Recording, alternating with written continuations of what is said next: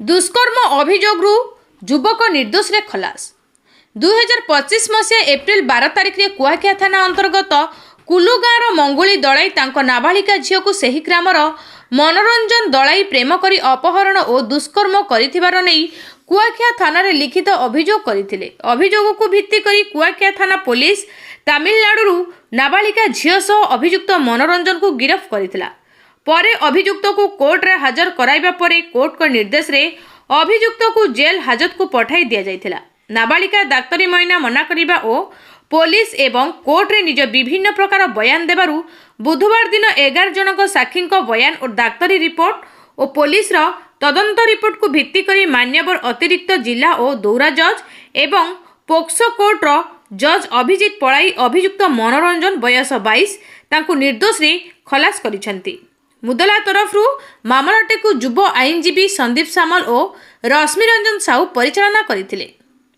मु रश्मि रंजन साहू आईनजीवी जाजपुर कुआखिया थाना अंतर्गत कुलगाँ ग्रामर जैनिक मंगुली दलाई तांकर झीवर अपहरण मामला को नहीं एक कुआखिया थाना रे गोटे केस दायर करथिले जार पीएस केस नंबर होची 139/25। एथिरे जैनिक ग्रामर मुन्ना आलियाज मनोरंजन मलिक तांको झील को अपहरण करिवार अपहरण सहित दर्शन करिवार अभियोग होइतिला। एई अभियोग रे जैनिक कुआखिया थाना रे तांको विरुद्ध रे आसामी मुन्ना आलियाज मनोरंजन मलिक विरुद्ध रे विभिन्न दफा लागितिला जोथुर को गोटे child prohibition of marriage act सेटा आउ 6 पोक्सो ये सब विभिन्न प्रकार दफा लागितिला। से दफा बल रे कोर्ट रे सेटा गोटे सिटी केस हेतिला जार केस नंबर होची 113/25। से केस बल रे आज तार सुनानी थिला एवं एथिरे 11टी साक्ष्य प्रमाण हेतिला।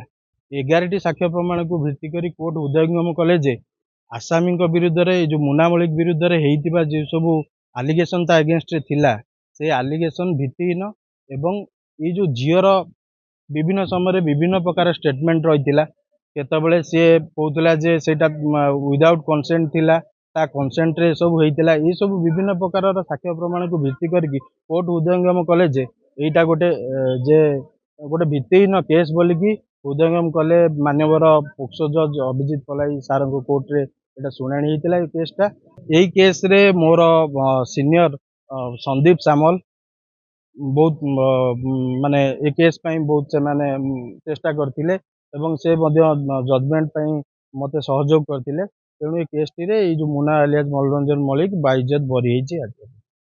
कैलाश चंद्र मल्लिक बालीपाटना कुआखिया मोर पुतरा जे थिले मुन्ना मल्लिक तांको नारे मिछ एलिगेशन देइथिले तांको झीवर बापा श्रुति दळई तांको बापा मंगुली दळई कोलुंगा बालीपाटना जे मो पुतरा कुआडे तांको झील को लेकी दीर्घ 2 मास 3 मास अपहरण करी नि जाइथिला। होची एलिगेशन करथिले अपहरण करी नि जाइछि धर्षण करिछि निज तार इच्छा विरुद्ध रे ताकू नै 3-4 मास रखिछि। सेति भाई से माने मो पुतरा नारे अभियोग करथिले जो हम स्थानीय कुआखिया थाना रे अभियोग करथिले।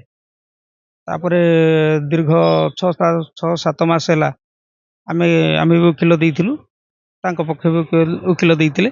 आमे केस लड़ी आज आम पुओ निर्दोष प्रमाणित हैला परे मान्यवर कोर्ट प्रमाणित कला परे आउ आमे न्याय पाइछु पुओ को सांगर नेकी जाउछु मो पुत्र।